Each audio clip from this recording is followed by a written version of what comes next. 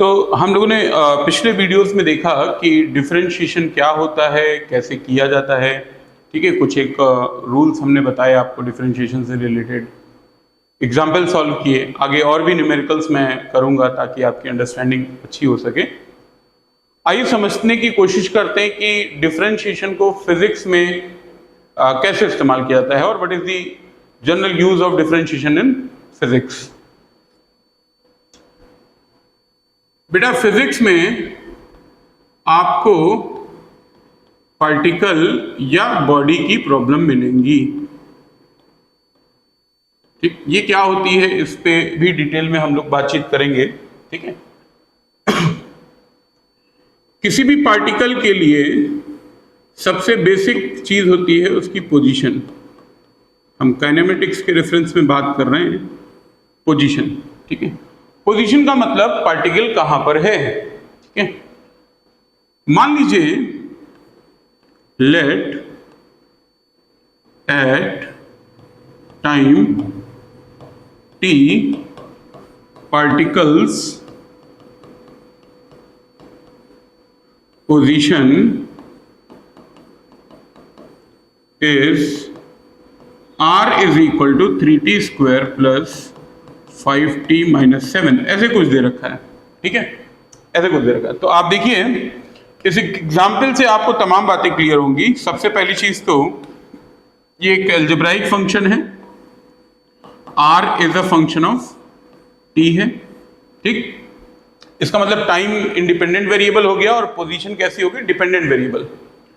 Physics में velocity define की गई है dr/dt के टर्म्स में। ठीक, यानी चेंज, याद है डिफरेंशिएशन चेंज बताता है, तो change in position with respect to time, change in position with respect to time is known as velocity. तो बेटा this implies that velocity is equal to d/dt of 3t square plus 5t minus 7। अब ये कितना हो जाएगा, 3t square का differentiation 6t। मुझे उम्मीद है कि अब आप लोग डायरेक्ट देख सकते हैं इजी फंक्शन से, 6t प्लस 5। ओके, सही बात है। इसके बाद अगर हम एक्सीलरेशन को देखें बेटा, तो एक्सीलरेशन डिफाइन किया गया है dv/dt से। इसका मतलब एक्सीलरेशन हो जाएगा d/dt ऑफ 6t प्लस 5, और यहां से जब आप डिफरेंशिएट करेंगे तो एक्सीलरेशन आ जाएगा 6। ठीक है, कुछ और बातें मैं आपको बताता हूं। ये देखिए r is a function of time, algebraic function है, और अलजेब्राइक फंक्शन को डिफाइन करता है इंडिपेंडेंट वेरिएबल की पावर या डिग्री, हम कह सकते हैं। डिग्री क्या होती है, मैक्सिमम पावर। यहां देखिए t की पावर 2 है, t की पावर 1 है, और 7 के साथ t की पावर 0 है। किसी भी कांस्टेंट या वेरिएबल की पावर 0 होने का मतलब वो 1 हो जाएगा। तो मैक्सिमम पावर क्या है यहां पर, मैक्सिमम पावर या फिर हम कहें डिग्री कितनी है, 2। अगर डिग्री 2 है तो इसे हम क्वाड्रेटिक फंक्शन कहेंगे। क्या कहेंगे, क्वाड्रेटिक फंक्शन। तो बेटा देखो डिस्प्लेसमेंट, सॉरी पोजीशन टाइम का क्वाड्रेटिक फंक्शन दे रखी है, और जब हम इसे डिफरेंशिएट करके वेलोसिटी निकाल रहे हैं तो आप देखिए velocity is a function of time आ रहा है, और ये कैसा फंक्शन है, लीनियर फंक्शन। ठीक, वहीं जब एक्सीलरेशन को आप देखेंगे तो ये कांस्टेंट आ रहा है, कांस्टेंट। अब ऑब्जर्वेशन सुनिए, ऑब्जर्वेशन ये है कि अगर पोजीशन क्वाड्रेटिक फंक्शन है टाइम का तो वेलोसिटी हमेशा लीनियर होगी और एक्सेलरेशन कांस्टेंट ही होगा। क्यों? क्योंकि पोजीशन को डिफरेंशिएट करके वेलोसिटी मिलती है और वेलोसिटी को डिफरेंशिएट करके एक्सेलरेशन मिलता है। और डिफरेंशिएशन का बेसिक्स अगर आपको याद हो, किसी x की पावर n को अगर हम डिफरेंशिएट करेंगे तो n-1 आ जाएगी पावर, यानी पावर क्या हो रही है, एक डिक्रीज हो रही है, पावर एक यूनिट डिक्रीज कर रही है। तो इसका मतलब अगर position R as a function of time दे रखा है हमको, मान लीजिए क्वाड्रेटिक, ठीक है, क्वाड्रेटिक दिया हुआ है, तो इसको हम लोग डिफरेंशिएट करेंगे, डी बाई डी टी करेंगे, और डिफरेंशिएट करने पर हमें क्या मिल जाएगी, वेलोसिटी फंक्शन ऑफ टाइम में मिल जाएगी, और पावर कम हो जाएगी, क्या बन जाएगी, लीनियर। इसका मतलब जब आप वेलोसिटी को वापस से डिफरेंशिएट कर रहे होंगे टाइम के रिस्पेक्ट में, तो क्या मिलेगा बेटा, acceleration A is a function of time, और ये मिल जाएगा आपको कांस्टेंट। तो देखिए पोजीशन आपको दे रखी होगी, उससे आप एक्सेलरेशन निकाल सकते हैं, यही है डिफरेंशिएशन की कहानी, ठीक है। एक और, अच्छा एक और बात बताइए मुझे, क्वाड्रेटिक का ग्राफ आपको बताया है मैंने, क्वाड्रेटिक, किसी भी क्वाड्रेटिक फंक्शन का जो ग्राफ होगा वो बनता है पैराबोला।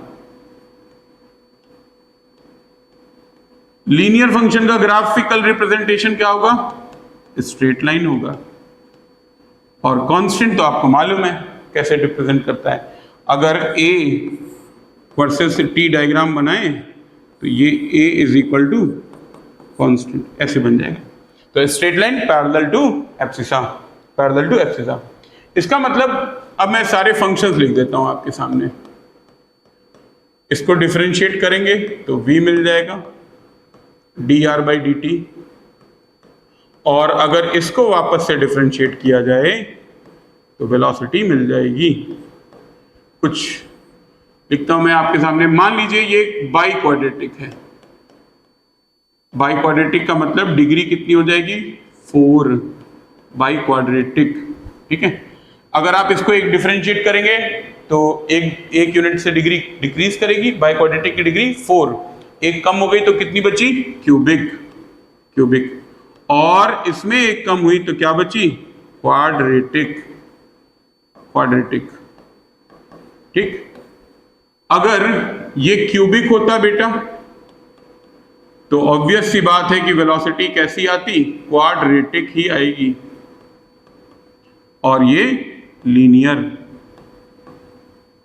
ठीक है। वहीं अगर पोजीशन क्वाड्रेटिक फंक्शन है टाइम का तो ये लीनियर आएगा, और एक्सीलरेशन कैसा आ जाएगा, कांस्टेंट। वहीं अगर ये लीनियर है, ठीक, पोजीशन कैसा दिया है, linear, linear function of time, ठीक है, तो वेलोसिटी कांस्टेंट आ जाएगी, और उस केस में एक्सीलरेशन 0 आ जाएगा, ठीक है। तो ये इसको बहुत बार हम लोग अभी बहुत सारे न्यूमेरिकल्स करेंगे, देखेंगे, तो आपकी अंडरस्टैंडिंग और बढ़ती जाएगी। बस आप समझने की कोशिश कीजिए कि हाँ ये बातें होती हैं, ये होती हैं, ठीक है। अच्छा एक और बात मैं आपको बताता हूं, जैसे वेलोसिटी को हमने लिखा D R by D T, D R by D T, इस D R by D T को कैसे पढ़ेंगे बेटा, चेंज इन आर, आर क्या है, position, change in r with respect to time t, with respect to time t, ठीक है। कोई भी चीज जो टाइम के साथ बदलती है, हम उसके लिए एक वर्ड का इस्तेमाल करते हैं अपने कॉमन और डेली लाइफ में, रेट। जैसे आप देखिए कि अगर गोल्ड खरीदने जाएं तो हम क्या कहेंगे कि गोल्ड का क्या रेट चल रहा है। अगर आप पेट्रोल खरीदने जाते हैं तो क्या कहते हैं, पेट्रोल का रेट लिखा होता है ना। तो किसी भी चीज का रेट होता है। रेट शब्द कब इस्तेमाल किया जाता है, जब भी कोई पैरामीटर टाइम के रिस्पेक्ट में बदल रहा हो, ठीक है, टाइम के रिस्पेक्ट में बदल रहा हो। इसलिए वेलोसिटी को हम ये भी कह सकते हैं, velocity is rate of change of time, rate of change of time, ठीक है। सारी बातें काइनेमेटिक्स में हम लोग फिर से डिस्कस करेंगे, पर आप समझते चलिए थोड़ी थोड़ी बातें। और ये जो इंस्टेंटेनियस वेलोसिटी हमको मिलती है डिफरेंशिएशन से, इसको हम लोग बोलते हैं इंस्टेंटेनियस वेलोसिटी। ठीक है, तो बेटा v हो गया dr/dt। आपको मालूम है इस dr/dt को आप इस तरीके से भी लिख सकते हैं, r के ऊपर डॉट लगा करके। ठीक है, ये समझना इसलिए जरूरी है क्योंकि जब मैं पोलर कोऑर्डिनेट्स डिस्कस करूंगा तो पोलर कोऑर्डिनेट की डिफरेंशिएशन में हम लोग डॉट लिखना ज्यादा प्रेफर करते हैं, तो अभी से थोड़ा थोड़ा जानते रहिए। अच्छा जी, एक्सीलरेशन क्या होता है? dv/dt। इसका मतलब ये हो गया v डॉट। ठीक है, ये क्या हो गया? v dot. इसको हमने कहा ये इंस्टेंटेनियस एक्सीलरेशन है ये। ठीक है, इंस्टेंटेनियस एक्सीलरेशन। आप देखिए a is equal to dv/dt। बस सिर्फ इंट्रोडक्टरी पार्ट बता रहा हूं मैं आपको, काइनेमेटिक्स में हम आपको फिर से ये सारी बातें दिखा रहे होंगे, बता रहे होंगे। ठीक है, पर आप समझते रहेंगे तो आसानी हो जाएगी। dr/dt, इसका मतलब एक्सीलरेशन क्या हो गया? d2r/dt2। एक्सीलरेशन का मतलब double differentiation of r, double derivative of position, single derivative of velocity. ठीक है, तो इंस्टेंटेनियस एक्सीलरेशन। इंस्टेंटेनियस का मतलब उस एक पर्टिकुलर इंस्टेंट पर, एक पर्टिकुलर मोमेंट पर। ठीक है, एक पर्टिकुलर मोमेंट पर। अच्छा, कल को मान लीजिए कोई पार्टिकल है, उसकी पोजीशन आपको दे दिया a sin omega t, harmonically वो चेंज कर रहा है। ठीक, तो देखो r is a function of time, और यहां पर फंक्शन कैसा है? ट्रिगो वाला फंक्शन आ गया। साइन आया ना बेटा, तो ट्रिगो वाला फंक्शन आ गया। ठीक है, अब अगर हमें वेलोसिटी निकालनी हो तो कोई दिक्कत नहीं है, वेलोसिटी की बेसिक्स ही यूज करेंगे। ठीक है, वेलोसिटी बराबर होगी dr/dt। ये हो जाएगा d/dt of a sin omega t। a constant है, डिफरेंशिएशन से बाहर, ये पहुंचेगा d/dt sin ओमेगा t के पास। साइन का डिफरेंशिएशन क्या होता है?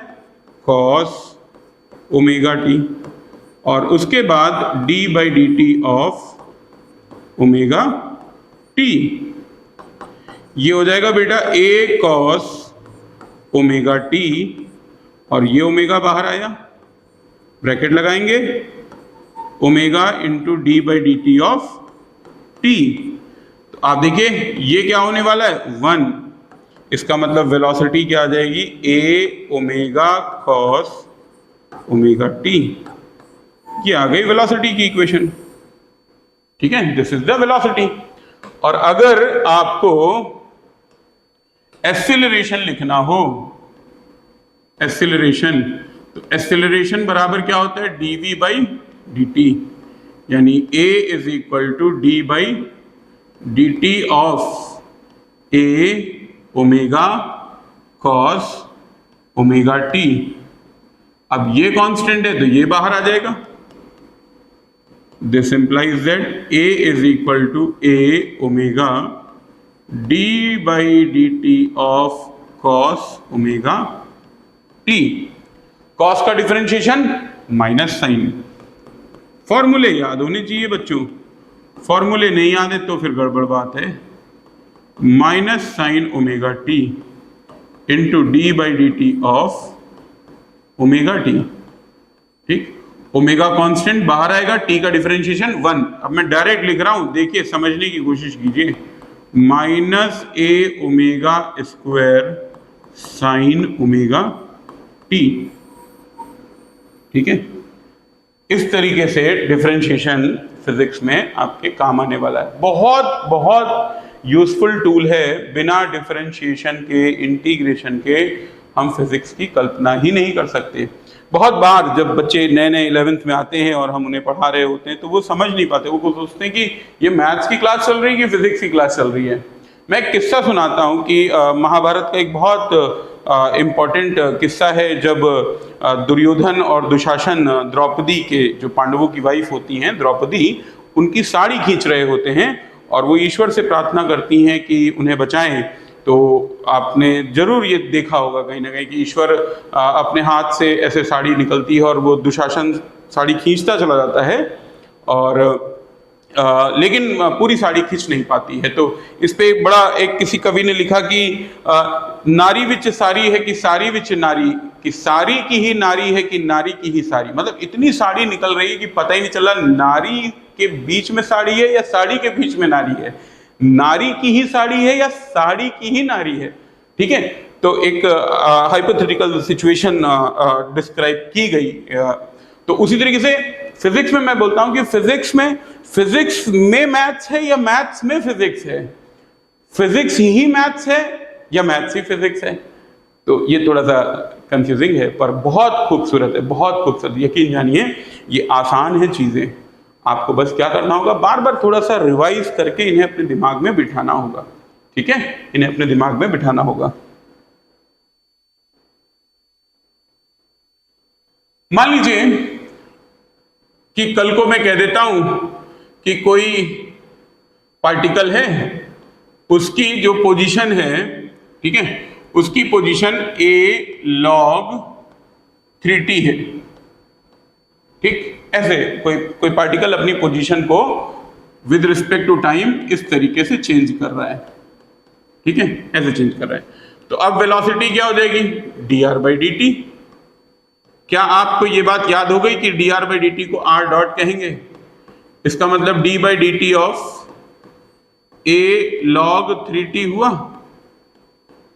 This implies that a into d/dt of log 3t, इसका मतलब a इंटू 1/3t, log का डिफरेंशिएशन, और फिर अंदर वाले 3t का भी तो डिफरेंशिएशन करना पड़ेगा। और 3t का डिफरेंशिएशन कितना आएगा, 3, तो a इंटू 1/3t और यहां आया 3। अब ये देखिए 3 से 3 कैंसिल हो जाएगा, a/t आ गई वेलोसिटी। ठीक, इसका मतलब velocity inversely proportional to t आ गई। देखते जाइए चीजें। और अगर velocity is equal to a/ti बेटा, ठीक है, तो इस बार एक्सीलरेशन को मैं लिख देता हूं पूरा, क्योंकि a सिंबल जो है वहां पर आ चुका है। dv/dt, d/dt ऑफ 3/t, ये कितना आ जाएगा, t² t into d/dt of 3 minus 3 into d/dt of t। This is t into 0 minus 3 into 1/t²। कितना आ गया, -3/t²। एक्सेलरेशन आ गया -3/t²। ठीक है, तो ऐसे आप किसी भी प्रॉब्लम को सॉल्व कर सकते हैं जिसमें आपको पोजीशन फंक्शन ऑफ टाइम दिया है, तो आप velocity as a function of time निकाल सकते हैं, acceleration as a function of time निकाल सकते हैं।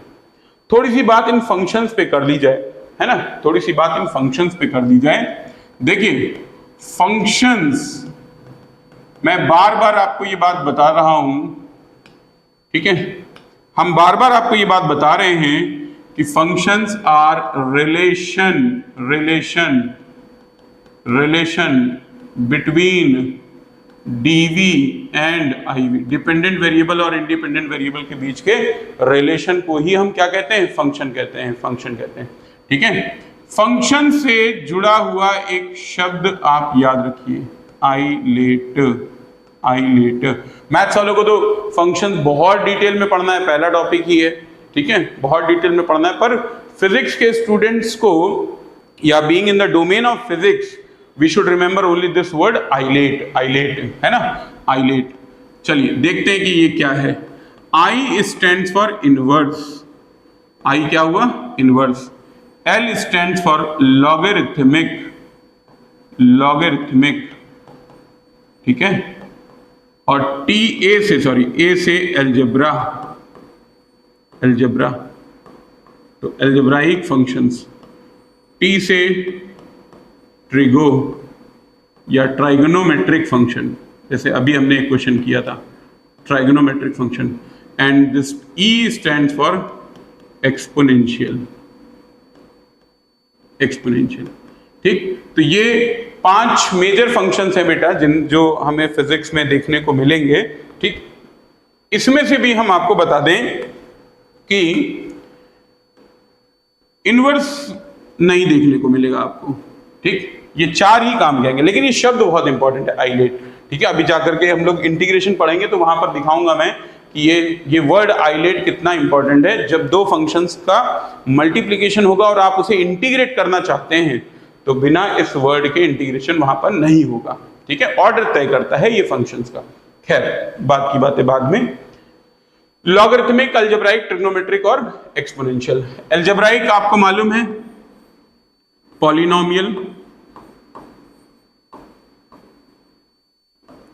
पॉलिनोमियल्स। ठीक, इसमें कांस्टेंट हो सकता है, लीनियर हो सकता है, क्वाड्रेटिक हो सकता है, क्यूबिक हो सकता है, क्यूबिक पॉलिनोमियल हो, बाई क्वाड्रेटिक हो सकता है, या कोई भी हायर ऑर्डर टर्म। ठीक, ये पॉलिनोमियल हमने कैसे क्लासिफाई किए? We classified this polynomials on the basis of degree of independent variable. Degree क्या होती है? Maximum power. ठीक है, अच्छा जी, तो ये इतने फंक्शंस आपको देखने को मिलेंगे। अब थोड़ी सी हिंट सुन लीजिए कि कौन सा फंक्शन कहां पर आएगा।